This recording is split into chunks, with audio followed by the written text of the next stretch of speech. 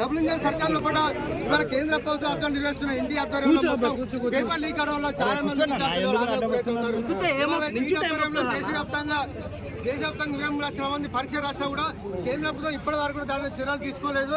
కాబట్టి ప్రతి సంవత్సరం జరుగుతుంది కాబట్టి ప్రతి సంవత్సరం పేపర్ లీక్ కావాలి. వాళ్ళ పరీక్ష నిర్వహించడం వల్ల విద్యార్థుల షెడ్యూల్ కూడా ఇవాళ మారుతా ఉన్నారు. దీనివల్ల చాలా మంది నష్టపోతారు. కాబట్టి ఇవాళ దీనికి అన్నిటికీ ప్రధాన కారణం ధర్మేంద్ర ప్రధాన్ గారు హెచ్ఆర్ మినిస్టర్ వైఫల్యం వల్ల జరుగుతుంది. కాబట్టి హెచ్ఆర్ మినిస్టర్ గారు ధర్మేంద్ర ప్రధాన్ రాజీనామా చేయాలని చెప్పి మేము డిమాండ్ ఇస్తా ఉన్నాం. అంటే ఇది ఒక్కటి సమస్య మీద ఇక్కడ రాజ్భవన్ ముట్టడి చేశారా? ఇంకేమన్నా రాష్ట్రంలో